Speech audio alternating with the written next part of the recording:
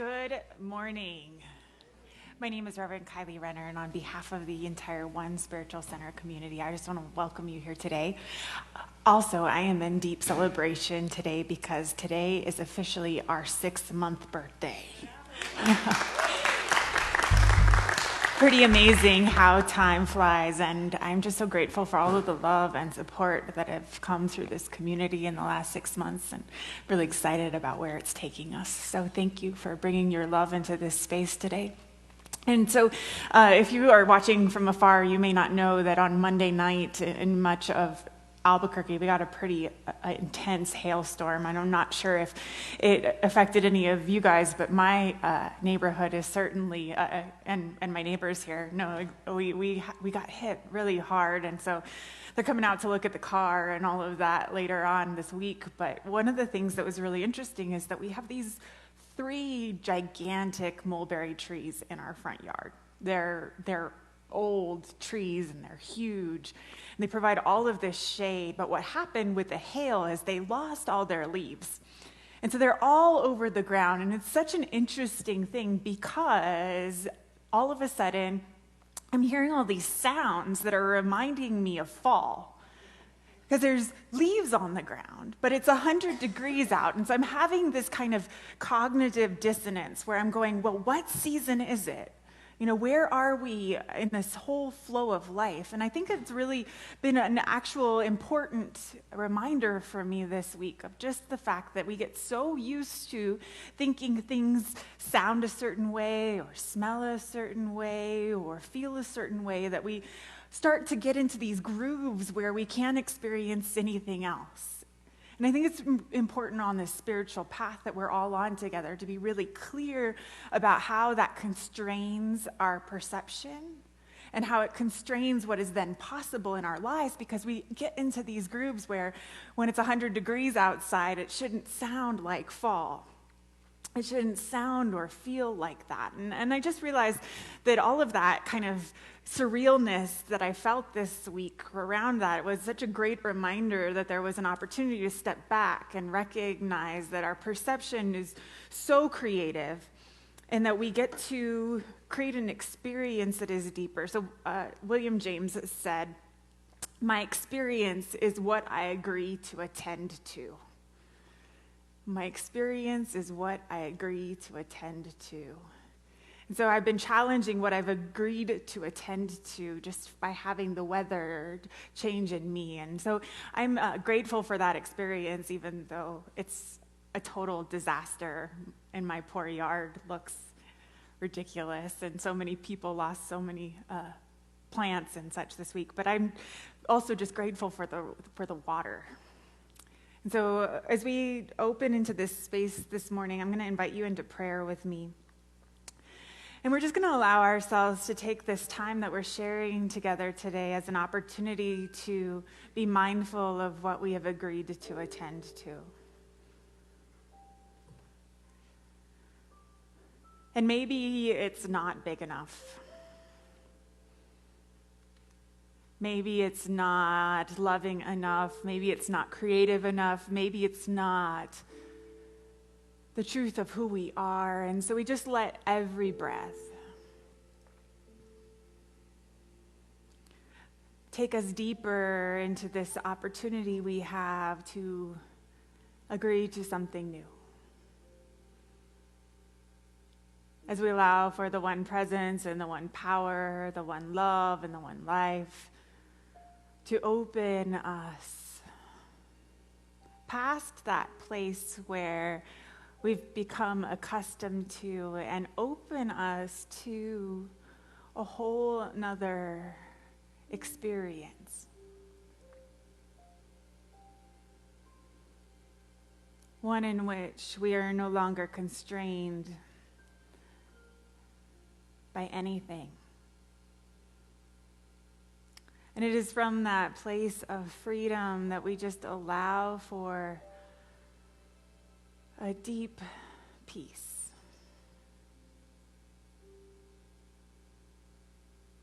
And as we welcome this opportunity we have to recalibrate and readjust and make a new agreement with what it is that we want to attend to, I recognize love expanding, peace expanding in all directions, and I just let it flow. So I know that we've been called here together today by divine appointment, that there is something moving in this space today that moves in each and every one of us and ripples out of the walls of this beautiful building into our greater community and across this beautiful planet that we share together. And I just recognize that oneness expanding, opening, and creating. And I know that it is good. So I lean into the sweetness of this day, and I let it be. And so it is.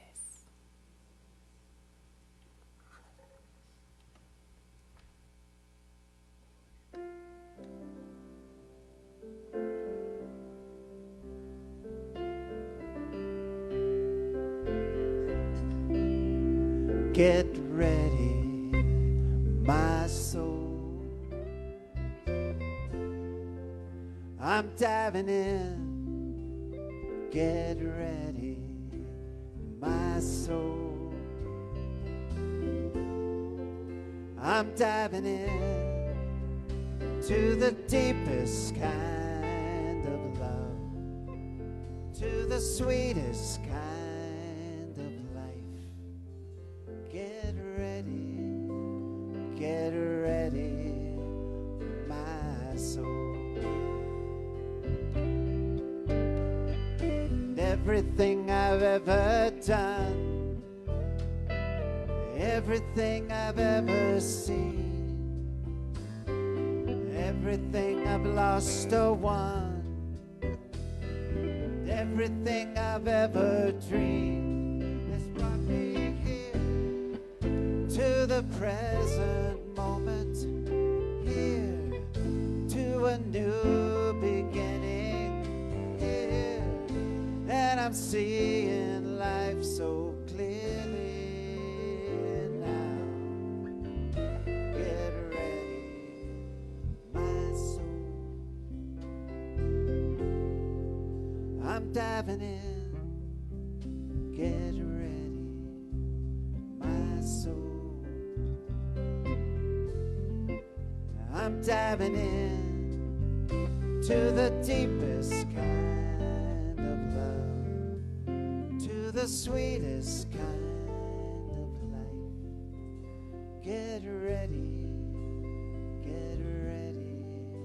my soul.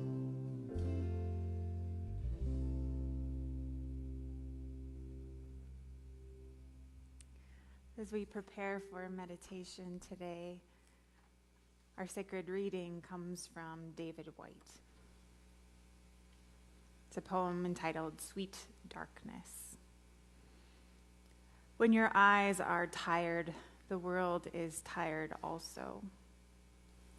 When your vision has gone, no part of the world can find you.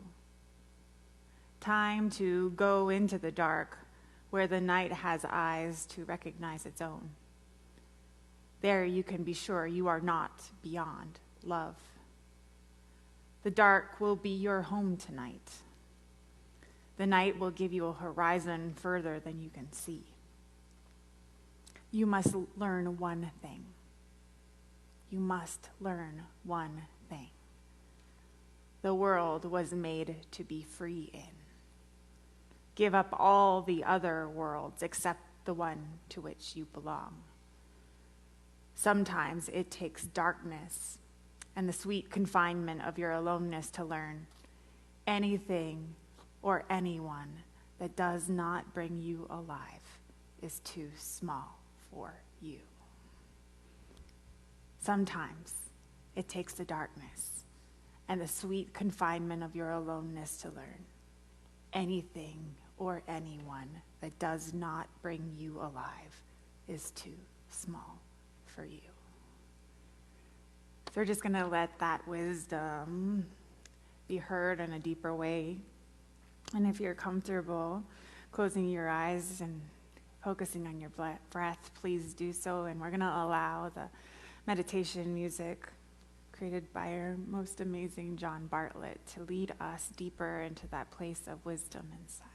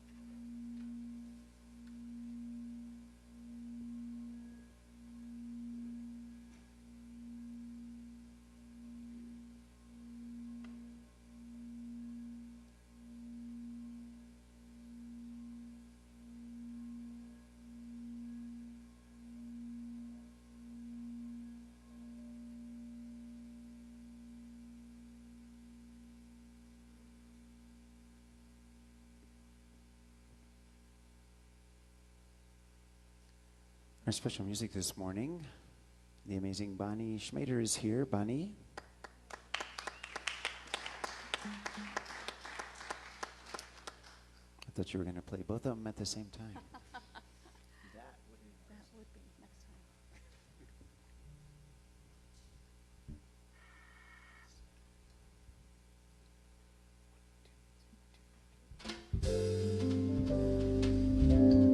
time.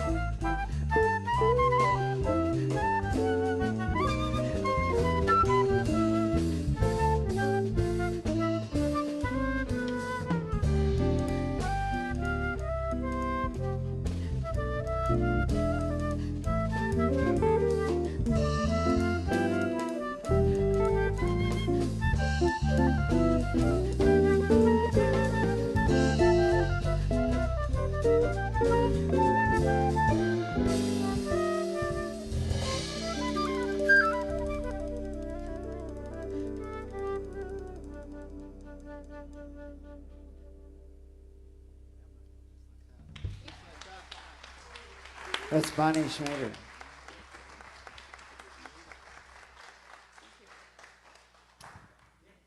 That's beautiful. Thank you, Bonnie. And I am not sure why my iPad isn't changing the slides today. So, Kirk, can I get you to change the slide one forward for me? Thank you so much.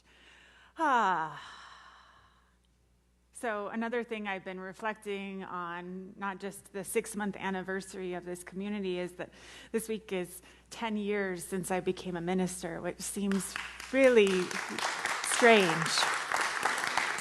Somehow we made it to 10 years already. And one of the things I was thinking about was just my journey getting comfortable being on a stage. So some of you have known me for long enough to know that it used to be really painful. And I had a teacher who was dear to my heart who came and saw me one day. And they said, you know, it looks like you can't even keep your body on the stage. I just wasn't even here. And so one of the suggestions was, why don't you just try and take off your shoes? And it kind of stuck. So this is really interesting because one of the things that I find powerful about being barefoot now after all these years is how much it pisses people off. Like there are some people that just think that it's wrong and that I should be wearing shoes. And it's really interesting to me that it matters that much to people that it makes me want to do it more. You know, because it challenges those masks that we wear, these things that we think we're doing that make us less vulnerable. And when we get to encounter those things in ourselves and in the world and really be clear about them, I believe something can happen. And so I've been thinking a lot about that kind of vulnerability where you take off your shoes and you let yourself feel what's underneath you. And you can feel what's happening in you and in the world. And that kind of vulnerability is, I think, the vulnerability that leads us deeper into the truth of who we are and leads us to that place that David White was talking about in that reading. That is where we realize that those things that aren't bringing us alive are too small for us. But we have to be willing to encounter all of the masks that we wear and the things that we've put in our way or that feel like they're protecting us. And when I was doing some research about this topic, I came across the fact that King Charles VI of Spain somehow got convinced that he was made of glass. He really believed he was made of glass, and he began to worry that any false or move or a fall would shatter him, and so he wore these special clothes to keep himself from breaking. And he eventually died, because everyone does, but it wasn't because his body was made of glass and broke. But I realized that image or that idea that like convincing ourselves that we're made of glass and so we have to protect ourselves is something that we actually do from a very young age. There's things that happen in our lives that make it so that we create all these false personas and these false ideas and all of these layers of masks and ideas of ourselves, and they just keep on getting thicker unless we're willing to actually encounter the fact that there's nothing that we need to be protected from. That in fact, the wisdom and the essence of who we are needs to be able to come out, not be protected. And then this is one of those really hard things, because it feels as if the world has taught us that we need to protect ourselves, when in fact the world is trying to teach us how to let the true essence of who we are out. So there's an old story about an isolated community that used to practice this training technique for their young men in their community. And so their young adolescents, they would be taught all of the things of their community about hunting and scouting and fishing. And then they were put to a final test. And on the eve of their 13th birthday, they were all sent out into a dense forest alone by themselves. And these boys had never been away from their family or the security of their community before. And so the story says there's one particular young boy was blindfolded and taken miles and miles away. And he took off the blindfold in the middle of the night, and he was in the middle of the woods and terrified. And every time he heard a twig snap, he visualized that a wild animal was about to pounce on him. And after what seemed like an eternity, dawn broke, and the first rays of sunlight entered the interior of the forest. And looking around, the boy saw the flowers and the trees and the outline of the path. And then, to his utter astonishment, he saw the figure of a man standing just a few feet away. His dad had been there all night watching over him. And I was really struck by this story because I believe it speaks to this sense in which we feel so vulnerable out in the world when we start to show our true selves. And the whole time, the infinite wisdom of our true selves is standing there protecting us.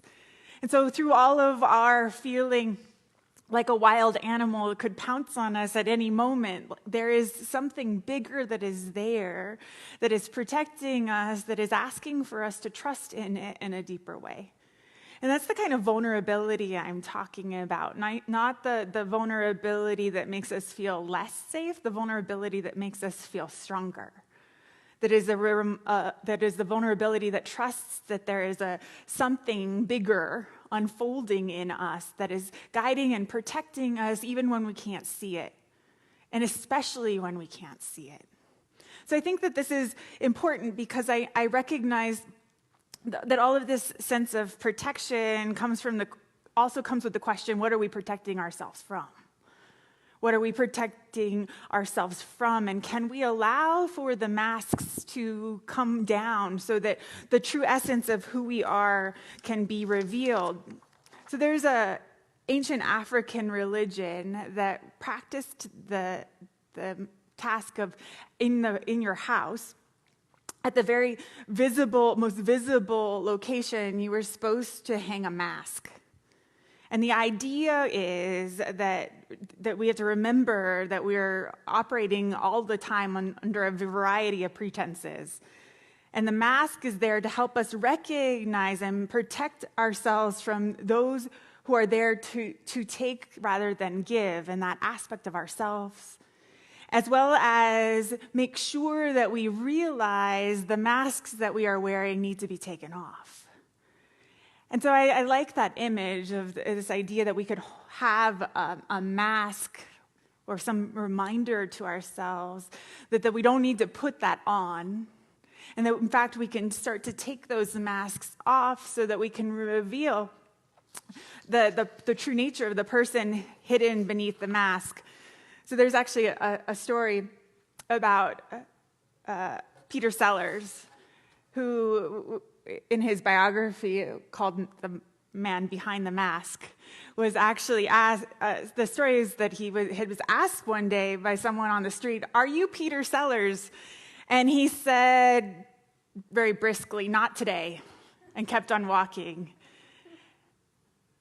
And I think that story is funny because I think that when we get to that place of uncovering ourselves and getting down behind the mask, we have to ask the question, am I that today? Am I Peter Sellers today? And actually, I'm not. I am a new version of who I was, and I can put my attention there. And this is important if we're going to be evolving, transforming beings, because many of the masks that we're still wearing are far too small for us. They do not bring us alive. They are limited. They are not the truth of who we are, but we keep on putting them on. And in fact, they're so ingrained in us that sometimes we don't even realize that we're wearing them. But then things happen in our lives that make us have to re-examine where we are in life and who we are and what we think we're identified by. And then all of a sudden, we get to get clearer about who we are. So I have a teacher who has a practice of every time they encounter a dark spot or a place where it feels like they don't understand how to go forward, they have a process of asking themselves in deeper and deeper ways, who am I if I am not that? Who am I if I am not that mask? Who am I if I am not the daughter, the wife, the minister, the whatever that is? Who am I if I am none of those things? And they're past that place of all of the masks that we wear is the truth of who we are. And it is always loved and always guided and always protected and doesn't need us to keep on putting these layers on over it that stop the truth of who we are to being deeply revealed. So there was a sense of this, though, that comes from the Zen tradition, which is this idea that the best protection that we can have is actually no protection. That the best way to encounter that real power and strength inside of us is to let all of the sense that we need to protect ourselves in the first place go. And when we can get to that place, I recognize that there's an opportunity to realize that we have really come here from that place that this world has been created for us to be free in. And that we have an opportunity to rewrite the idea that we're here to protect ourselves and we're here to create these ideas of ourselves instead of to be free from them. And so if any of the masks that we aren't wearing, let's write that sentence again. If any of the masks that we are wearing are not asking us to be free from them, to get to a higher place from them, then they are too small for us. I'm going to say that again. I think this is important.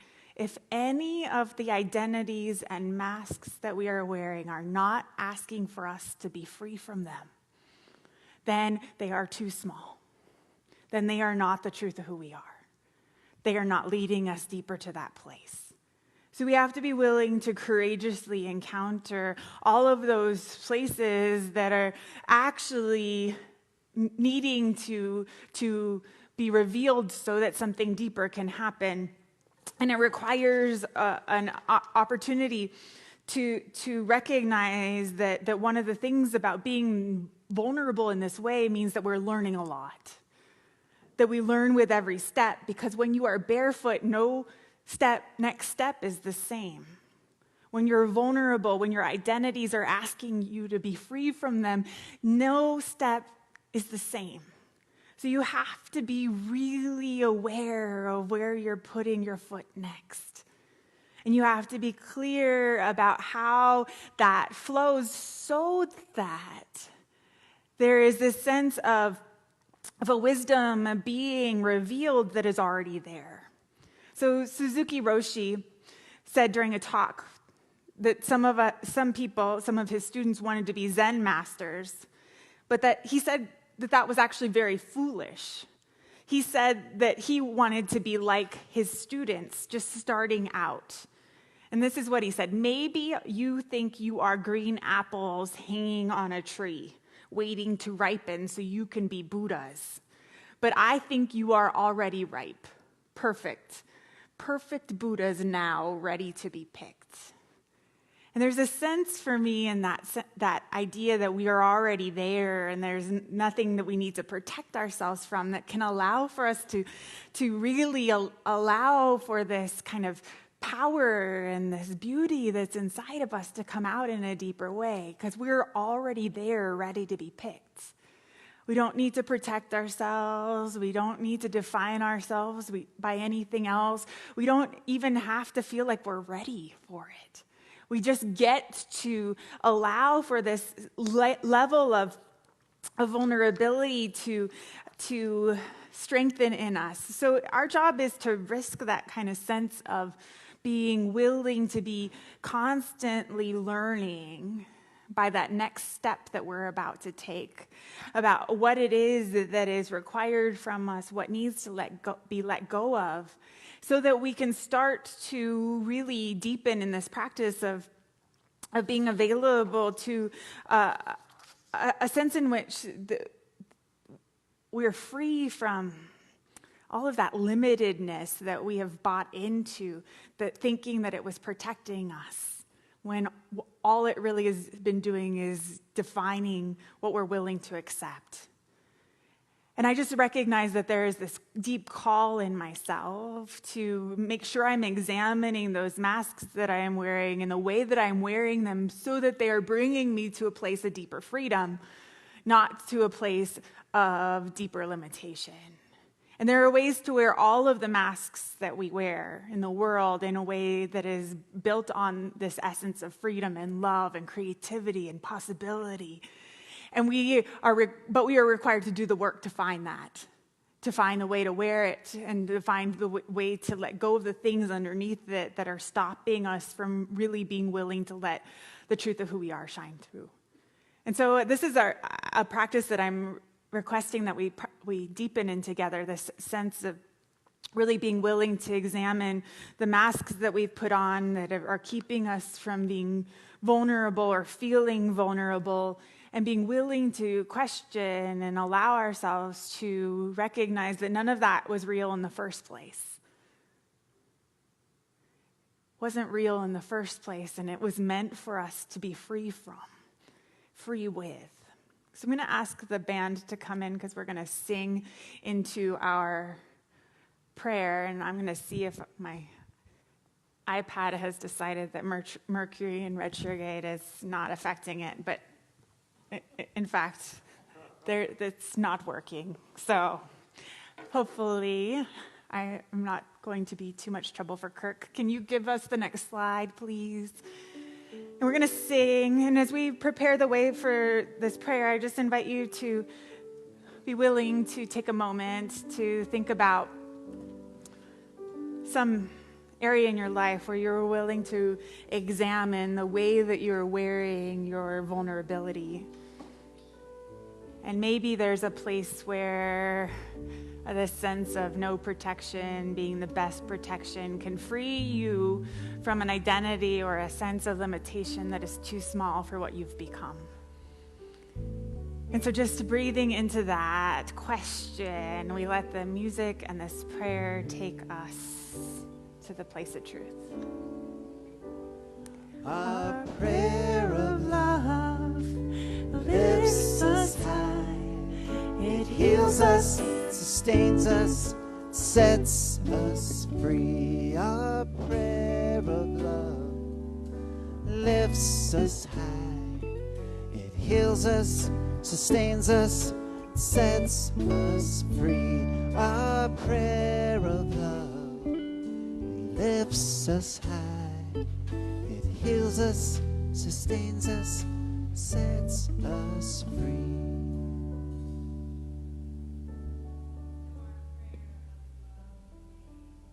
Is the prayer that leads us to a place of deeper freedom. As we allow ourselves to show the truth of who we are to the world and to allow the truth of life itself to be revealed through us. We open to a deeper sense of peace and power and protection as we put our trust on something bigger, on something that leads us deeper than any of the identities that we put on and the masks that we wear. And so as we allow for this experience to open us more deeply, this experience of life, we recognize the opportunity that we have been given to open to deeper possibilities, to open to more power and peace as we allow for all of those things that are too small for us to fall away. And so we no longer cling or attach to those things, and in doing so, we open to a wisdom that is so much bigger and will continue to guide us to that place of deeper freedom always. And so we put our sights on freedom, and we put our sights on the great joy and the great love that are available through that question of who am I if I am not that? Who do I get to be? And the answer is always more love. And so we just lean into that peace and that power, and how sweet it is just to know and to trust that even when we cannot see the way, the one is there with us always. And the one knows the way, because the one is the way. And so we just trust, and we know when we open and we allow ourselves to be vulnerable, which is another word for strong, and true and brave. And we let it be. And so it is.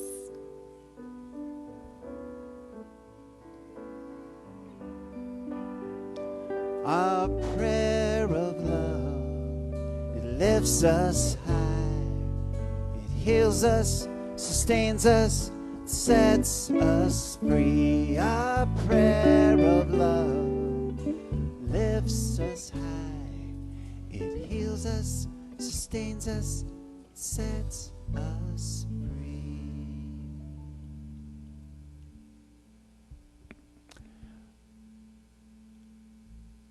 Once again, Bonnie Schmader. We're going to kind of change things up and do a mambo for you. So if you want to dance, go ahead.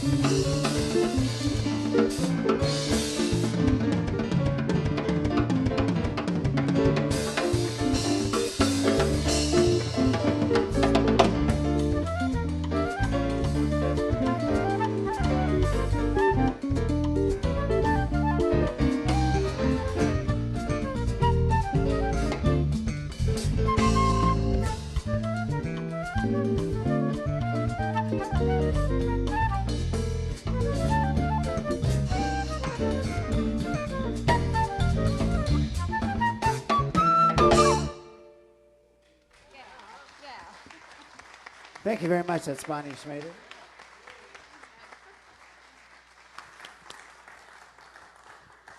Ah, beautiful. Thank you. So now is the time where we move into the sharing of our tithes and offerings. So I invite you to take whatever it is you brought to share with this community today and hold it over your heart. And I invite you to give it a silent blessing, whatever that might be for you today. Maybe there is some place of freedom that is calling to you, that you are willing to pay attention to, that you are willing to be vulnerable to, that you're willing to let reshape how you're relating to the world, and therefore what is possible. Or maybe there's just a deep sense of being willing to examine all of those identities that you've been wearing and whether or not they are bringing you alive. And if they're not, the courage then to be willing to let them go, to let them transform, to let them be something new.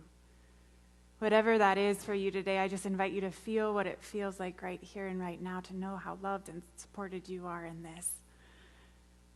That no matter where you are on that path, that the infinite wisdom of the one is just standing there with you, is you, and is ready to express as you. And so we just let it go. And we use the energy of this song that we sing together next to guide us, and hopefully someone can change the slide. Sorry, Kirk, giving you too much work. Or Zephyr could go make the slides change, because that would be a good job for you. I've got peace like a river. I've got peace like a river.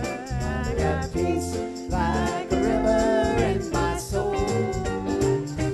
I've got peace like a river. I've got peace like a river. I've got peace like a river in my soul. I've got love like an ocean. I got love like an ocean. I've got love like an ocean in my soul. I've got love like an ocean. I've got love like an ocean. I've got love like an ocean in my soul.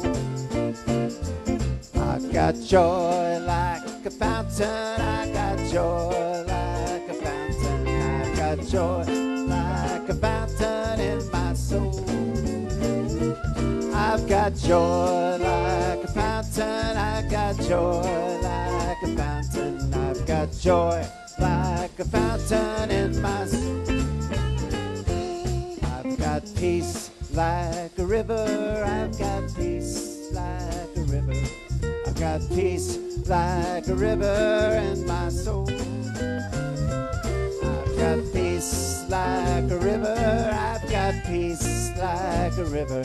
I've got peace like a river in my soul.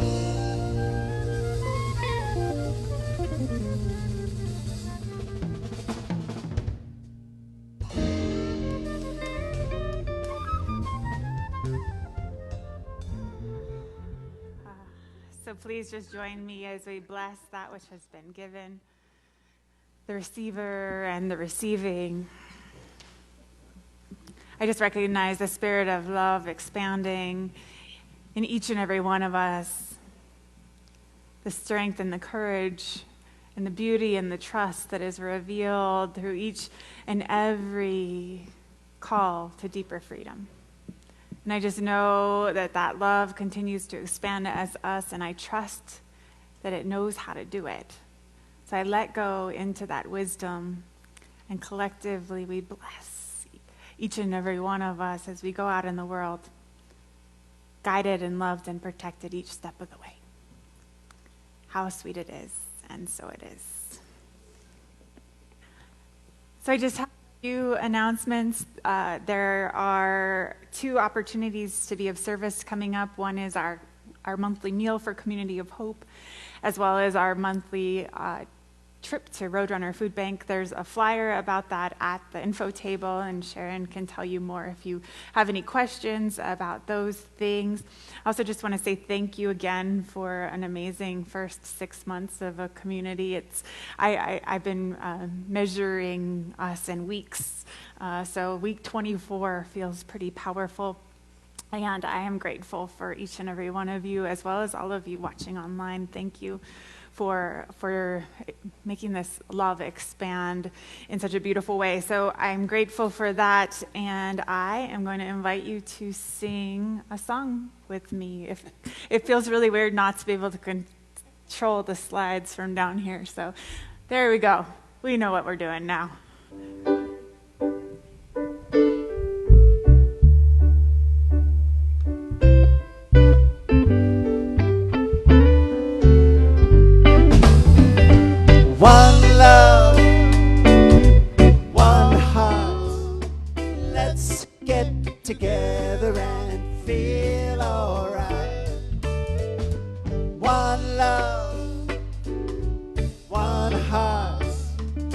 Let's give thanks to the Lord, and we can feel alright. People get ready, there's a train a-coming. You don't need no baggage, you just get on board. All you need is faith, hear that diesel humming. You don't need no tickets, you just thank the Lord. One love, one heart, let's get together and feel alright. One love, one heart, let's give thanks to the Lord, and we can feel alright.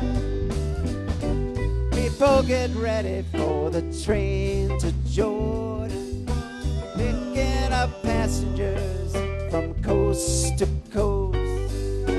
Faith is the key, open the door and board on. There's room for all that love the most. One love, one heart, let's get together and feel alright. One love, one heart, let's give thanks to the Lord, and we can feel alright. Let's give thanks to the Lord, and we can feel alright.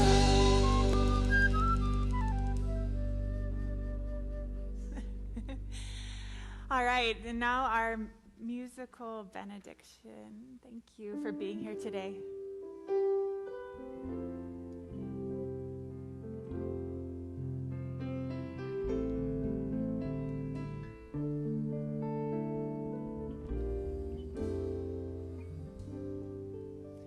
Go forth and walk in beauty,